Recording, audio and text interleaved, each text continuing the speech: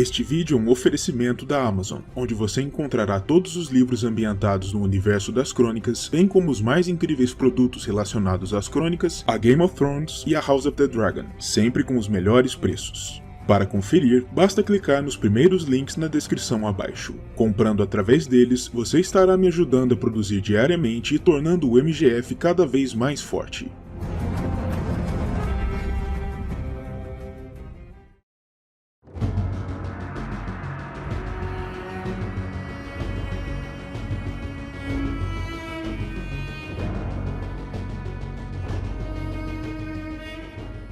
Após a condenação que se abateu sobre Valíria, o mundo conhecido mergulhou no mais absoluto caos e o século de sangue, um período no qual os homens se tornaram predadores e presas, se instaurou.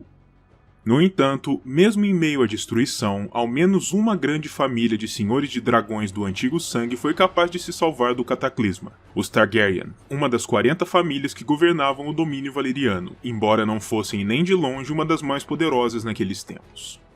Seguindo um sonho profético de sua filha Daenerys, o senhor da família, Aenar Targaryen, levou todos os seus parentes, seus servidores, sua riqueza e seus dragões para longe da Península Valeriana, cerca de 12 anos antes do evento trágico, e assim foi capaz de sobreviver ao pior. Mais de um século mais tarde, um dos descendentes de Aenar, um jovem chamado Aegon, se tornava o novo senhor de sua casa, em Pedra do Dragão, a fortaleza insular que sua casa tomara como sede, e contemplava aquele mesmo mundo caótico, ainda preso em diversas guerras e conflitos.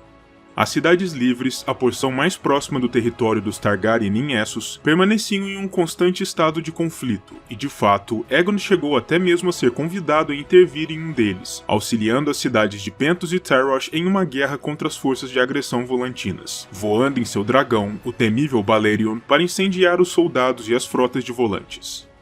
Com isso, Aegon chegou à conclusão de que, se desejava usar o fato de ser um dos únicos senhores de dragões que restavam no mundo para forjar para si um reino que fosse digno de sua tradição, aquelas terras a leste se encontravam então muito caóticas e difíceis de lidar, e por isso, ele abandonou a perspectiva de reconstruir domínios imperiais em Essos, e se virou para o lado contrário, colocando seus olhos por sobre os reinos do Poente, Westeros, a terra dos Ândalos, dos Rhoynares e dos primeiros homens.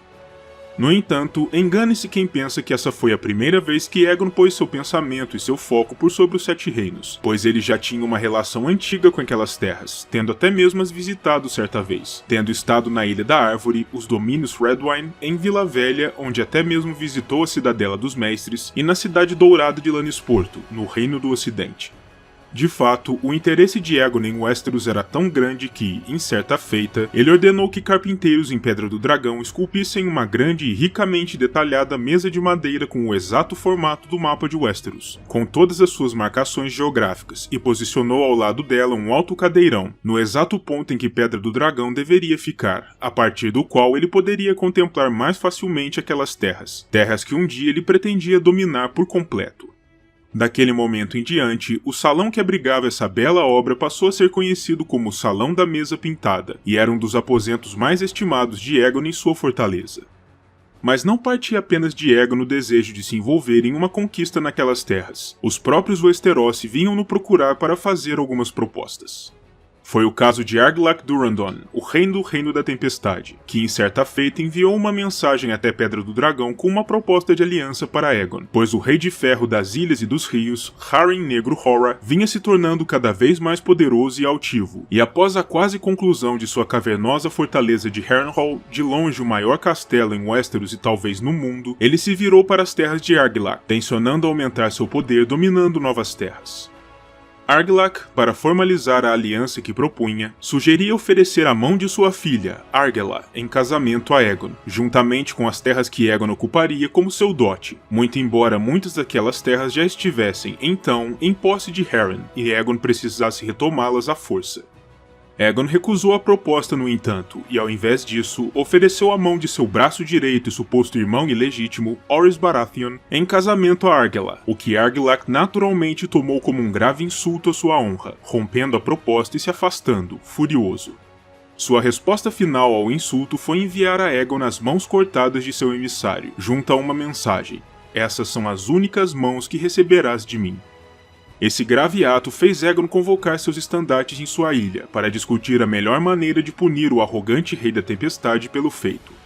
Presentes também ao conselho estavam suas duas irmãs, às quais ele havia também tomado como esposas, seguindo as tradições da antiga Valíria. Visenya, a mais velha e mais marcial, que havia treinado em armas lado a lado com Aegon no pátio do castelo, e Rhaenys, a mais jovem e livre de espírito, que segundo o que se dizia ali a boca miúda, era o verdadeiro amor de Aegon. Ambas eram também senhoras de dragão. Visenya comandava Vhagar e Rhaenys comandava Meraxes, e essas duas criaturas aladas, junto a Balerion, eram o maior trunfo de Aegon e das irmãs em sua perspectiva de poder. Após as deliberações do conselho, Aegon enviou corvos aos maiores reis e senhores dos reinos, com uma proclamação. Ela dizia que, daquele momento em diante, ele seria o único rei em toda Westeros, e que aqueles que aceitassem dobrar seus joelhos e lhe jurar lealdade poderiam manter suas propriedades e títulos incólumes, mas que aqueles que resistissem ou se recusassem seriam sumariamente destruídos. Aegon aparentemente sempre considerara Westeros como uma só terra, muito embora ela se encontrasse então dividida entre vários reinos, e ele faria de sua missão de vida reunificar aquele continente, custe o que custasse, e sob um só estandarte, o do dragão de 3 cabeças de sua casa. As respostas dos monarcas foram quase unânimes, nenhum estava disposto a abrir mão de sua coroa, naturalmente. A princesa Meriah Martell, a velha senhora do Principado de Dorne, se ofereceu para firmar com Aegon uma aliança contra Argilac, mas disse que não se dobraria, e a Senhora do Vale, Lady Shara, regente de seu filho Ronel, que ainda era muito jovem para reinar, ofereceu também uma aliança a Aegon, desejando o Banco Oriental do Ramo Verde, que pertencia a Harren, em troca da Aliança do Vale, mas anunciou também que não se dobraria de forma alguma. Muito bem, pensou Aegon, os reis e os senhores querem guerra, e é exatamente o que eles terão. Para além da princesa Meriah em Dorne, Argilac nas Terras da Tempestade, Harren Negro nos rios e nas ilhas, e Ronel no Vale, sendo comandado por sua mãe Shara, os outros governantes reais em Westeros na época eram Torrhen Stark, o Rei do Norte, Loren I Lannister, o Rei do Rochedo e do Ocidente, e Meryn IX Gardener, o Rei da Campina. A guerra em si se iniciou no ano 2 antes da conquista, seguindo a contagem oficial da cidadela, no ato do desembarque de Aegon e das irmãs na região do Reino da Tempestade, mais especificamente na desembocadura da torrente da Água Negra nas águas do Mar Estreito, na chamada Baía da Água Negra. A força de Aegon, comparada com as dos reis que ele precisaria enfrentar, era realmente diminuta, não contando sequer com 1.600 homens, mas as visões de Balerion, Vhagar e Meraxes eram com toda certeza intimidantes e fariam grande diferença no conflito. Aegon contava também com uma diminuta frota de combate, com um número não especificado de navios, mas não sendo muito vultosa. O exército Targaryen havia desembarcado na costa da torrente, em uma região pouco povoada adjacente a 3 colinas. Aegon escolheu a mais alta das 3 e, em seu topo, fundou um pequeno forte de madeira para servir como sua sede no continente, e para onde ele e seus homens poderiam recuar em último caso, se tudo o mais falhasse, o Forte de Aegon, a pedra fundamental daquela que viria a se tornar, no futuro, a capital de seu novo reino, Porto Real, chamada no original de King's Landing, que se traduz de maneira livre como Desembarque do Rei. Naquele ponto, apenas as casas Celtigar e Velaryon, 2 casas insulares de ascendência valeriana, para além da casa Massey, do continente, apoiavam os Targaryen, e mesmo com essa pequena força de apoio, Aegon e as irmãs se sentiam confiantes em seu sucesso. Depois do desembarque e da fundação de seu forte, Aegon enviou as irmãs para subjugarem as casas nobres mais próximas. Enquanto Rhaenys partiu até Rosby, onde a casa Rosby se rendeu rapidamente, Visenya voou até Stokeworth, onde a casa de mesmo nome também se rendeu, depois que Vhagar inundou o teto da fortaleza com um pouco de seu fogo, chamuscando-a apenas como um aviso. Essas 2 casas capitularam sem grande resistência, mas o primeiro verdadeiro teste de Aegon, como ficaria conhecido, veio em Valdocaso, uma cidade-porto murada próxima, onde a casa Darkling estava disposta a resistir, e de Lord Multon em Lagoa da Donzela, outra cidade que margeava a costa. Eles uniram seus poderes e marcharam com 3.000 soldados para darem batalha a Aegon, e o Senhor Targaryen respondeu enviando seu confiável Orys Baratheon para enfrentá-los enquanto ainda marchavam, enquanto o próprio Aegon descia por sobre os atacantes com Balerion. A batalha foi rápida, e depois das mortes de ambos os lordes desafiantes, o filho de Lord Darkling e o irmão de Lord Muton, Jon Muton, capitularam seus castelos e suas cidades e se renderam a Aegon e Orys, jurando lealdade aos Targaryen. Diante disso, com as primeiras capitulações de território, Aegon retornou ao seu forte, e ali, ele foi coroado pela irmã e esposa Visenya, que posicionou sobre sua testa um círculo simples de aço valeriano cravejado por rubis, enquanto Rhaenys o aclamava com seu primeiro título real, Aegon, o primeiro de seu nome, rei de toda Westeros e escudo de seu povo. Depois disso, Aegon enviou sua pequena frota, sob o comando de seu aliado, Lord Daemon Velaryon, mais para norte, até a costa do Vale de Arryn, para dar a eles a chance de se renderem à sua coroa. Visenya e Vhagar partiram juntamente com a frota, como garantia. Em resposta, os homens do vale reuniram às pressas uma frota de guerra própria, reforçada por uma dúzia de galés de guerra vindas de Bravos, e mesmo assim, essa frota foi capaz de derrotar os navios Targaryen na chamada Batalha das Águas de Vila Gaivota. Entre as perdas dos Targaryen encontrava-se Lord Velaryon em pessoa, e a frota em si foi desmantelada, mas a alegria dos homens do vale só durou até o momento em que Visenya e Vhagar descenderam sobre eles com fogo, queimando a frota Arryn por completo. Aproveitando-se disso, as Ilhas das Três Irmãs entraram em revolta aberta contra os Arryn, declarando Lady Marla Sunderland como sua própria rainha, algo que Visenya não poderia tolerar, sendo Aegon o único rei em toda Westeros, mas ela trataria das irmãs em seu devido tempo, se fosse necessário. Enquanto Visenya lidava com a questão do vale, Aegon e suas forças marcharam em direção a noroeste, desde Porto Real até o Olho de Deus, um imenso lago no coração de Westeros, para subjugarem os lordes que ali viviam. No entanto, a incursão foi atabalhoada e o exército Targaryen foi atacado por 2 vezes por forças da Casa Horra ainda na margem sul do lago. A primeira das lutas, a Batalha dos Juncos, foi uma vitória para Aegon, mas a segunda, conhecida como a Batalha dos Salgueiros Uivantes, foi diferente.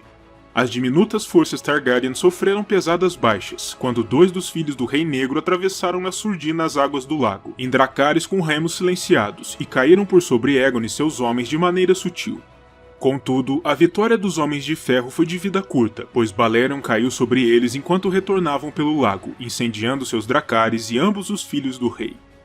Isso fez com que Harren conclamasse seus súditos dos rios para defenderem a região contra o invasor, mas o Rei Negro era muito pouco amado ali, em especial por sua crueldade e pelo preço material e em vidas humanas que a construção de sua monstruosa Harrenhal havia custado ao povo dos rios. E por isso, ao invés de responderem ao seu chamado, os Homens dos Rios se levantaram em revolta contra Harren, sob o comando de Lord Edmund Tully, de Correrio. Um a um, os Lordes dos Rios uniram suas forças às de Aegon, com os Tully sendo os primeiros dentre todos. E com isso, Harren e seus soldados se viram, de repente, superados em números, uma perspectiva que muitos preocupava.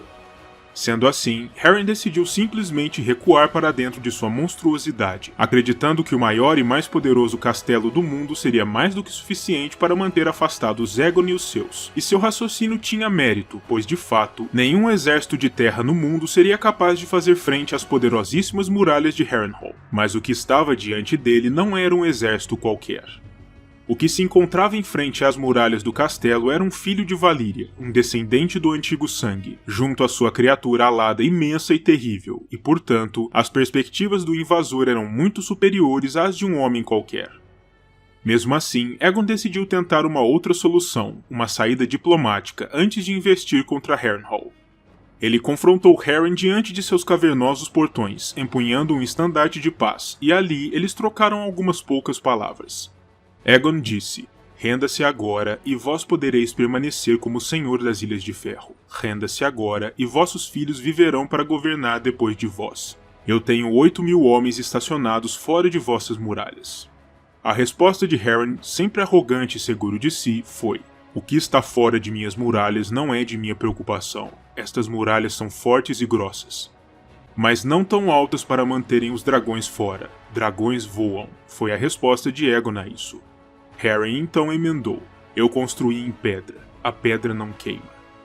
Diante do que era obviamente uma recusa, Aegon disse apenas: "Ao cair do sol, vossa linhagem acabará." O homem que vinha se tornando conhecido rapidamente como o Conquistador então se virou e retornou para junto de suas forças. Tal como havia prometido, ao cair da noite, Aegon e Balerion ganharam os céus e descenderam por sobre a grande Harrenhal. O Conquistador sabia que Harren e seus filhos sobreviventes estariam enclausurados na maior das 5 torres, a torre construída para abrigar os aposentos reais, bem em meio ao complexo, e por isso, foi lá que ele concentrou as lufadas de chamas de Balerion. E ao contrário da previsão de Harren, o fogo do dragão negro ardeu com tanta intensidade que o topo da estrutura de pedra começou a derreter, caindo em ângulo, e naturalmente, todos os que estavam lá dentro queimaram também, incluindo Harren negro e todos os seus descendentes. Tal como Aegon vaticinara, a linhagem Hora fora encerrada de uma só vez. No dia seguinte, Aegon aceitou um juramento de lealdade de Lord Edmund e o declarou como Senhor Supremo do Tridente, tornando as terras fluviais livres do domínio dos Homens de Ferro uma vez mais. E tal notícia foi recebida com grande celebração pelos Homens dos Rios, que também juraram lealdade a Aegon. As espadas derretidas dos homens de Harren Negro foram então enviadas para o forte de Aegon, e o Conquistador partiu então para continuar sua guerra. Enquanto Aegon lidava com os Homens de Ferro, a maior parte de suas forças tinha partido para outra direção, marchando para sul para atingirem Ponta Tempestade, a fortaleza sede da monarquia Durrandon. Aegon naturalmente não havia esquecido a afronta de Argilac, e pretendia além de tudo ter sua vingança. Para isso, ele havia enviado seu braço direito, Orys Baratheon, juntamente com sua esposa Rhaenys, montada em Meraxes, para dar batalha aos Homens da Tempestade. Argilac, ao saber da aproximação das forças de Aegon, naturalmente conclamou seus vassalos para a guerra. Nesse sentido, os Lords Arrow, Fel e Buckler, vassalos da Tempestade, surpreenderam os Targaryen em marcha, atacando-os com técnicas de guerrilha, atingindo a força marchante pelos flancos e pela retaguarda antes de recuarem para as profundezas dos bosques circundantes, que eles conheciam bem. Mais de 1000 soldados Targaryen foram mortos apenas durante o ataque surpresa ao longo do rio Guaquevai, mas isso só durou até que Meraxes liberasse suas chamas sobre os bosques, matando diversos soldados da Tempestade como represália, incluindo o próprio Lord Arrow. A essa altura, a notícia sobre a forma como Harren Negro morrera já havia atingido os ouvidos de Argilac, e ele decidiu sair de sua fortaleza para dar batalha aos Targaryen em campo, rumando para o norte. Tendo sido informado disso por Rhaenys, que usara Meraxes como uma estação de observação voadora, agindo como batedora avançada, Orys fortaleceu uma posição de colinas ao sul da fortaleza de Porta Bronzea, e ali ele esperou pelas forças Durrandon, se aproveitando daquela vantagem momentânea. A batalha que ali se desenrolaria ficaria conhecida pela posteridade como a Última Tempestade, o embate final de Argilac. Em circunstâncias normais, o rei Durrandon poderia facilmente ter suportado um cerco das forças Targaryen, pois Ponta Tempestade era um dos castelos mais inexpugnáveis em Westeros, mas não desejando ter o mesmo destino do rei Hora, ele decidiu que lutaria, ao invés de se acovardar por trás de muralhas, o que inclusive lhe rendeu a alcunha de Argilac, o Arrogante. A batalha se deu durante uma tempestade uivante que a tudo encharcava. Os cavaleiros Durrandon foram capazes de quebrar a linha defensiva armada por Orys na sua terceira carga, mas então Rhaenys e Meraxes caíram por sobre eles, incendiando-os e fazendo-os recuar. O fogo da dragão também liquidou a guarda pessoal do rei, que caiu de sua cela e foi forçado a continuar a lutar apeado. Orys lhe ofereceu a chance de se render àquela altura, mas a resposta de Argilac a isso foi meramente uma imprecação, antes que o Rei da Tempestade partisse para cima do inimigo. Argilac já se encontrava ferido então, mas mesmo assim encarou Orys em combate singular, vindo eventualmente a ser morto durante a luta. Ao verem seu rei caído, os Homens da Tempestade simplesmente abandonaram suas armas no chão e correram para todas as direções, alguns escapando do campo, outros retornando à Ponta Tempestade. Mas a resistência ainda não tinha terminado, pois a filha de Argilac, Argela, mandou que os portões do castelo fossem barrados, para evitar a entrada dos Targaryen. Contudo, vendo que o dia e o reino se encontravam perdidos, não demorou até que os poucos soldados da guarnição desobedecessem à sua ordem, amarrando a princesa e levando-a contra a vontade até o acampamento inimigo, para oferecê-la a Orys em troca de um salvo-conduto para eles. Eles imaginavam que Orys talvez a desejasse usar como uma mera rameira, mas para a surpresa de todos, ele a libertou e a tratou com toda a honra, vindo mais tarde a se casar com ela, depois que sua mão lhe foi oferecida por Aegon, fundando daquele momento em diante uma casa nobre para si mesmo, a Casa Baratheon, cujo símbolo e palavras eram quase idênticos às da Casa Durrandon, já que os Baratheon daquele momento em diante governariam as Terras da Tempestade como Lordes Supremos, outra concessão do Conquistador. Com a morte de Harry Negro e a derrota de Durandon, Aegon enviou Visenya, retornada do Vale, para subjugar a Ponta da Garra Rachada, a última porção constantemente disputada entre os Durandon e os Horak que ainda permanecia desafiadora. Os lords dali compreendiam que não teriam nenhuma chance de resistir, e por isso, prontamente depositaram suas espadas aos pés da rainha. Visenya, por sua vez, os tomou como vassalos pessoais, anunciando que os lordes da região não deveriam lealdade a nenhum Lorde Supremo, mas ao Trono de Ferro diretamente, sendo subordinados diretamente aos Targaryen, o que estaria na gênese da fundação das Terras da Coroa, a porção dos reinos que não pertenceria a nenhum grande lorde, mas aos Targaryen no trono, pagando suas obrigações e prestando seu respeito ao trono dali em diante.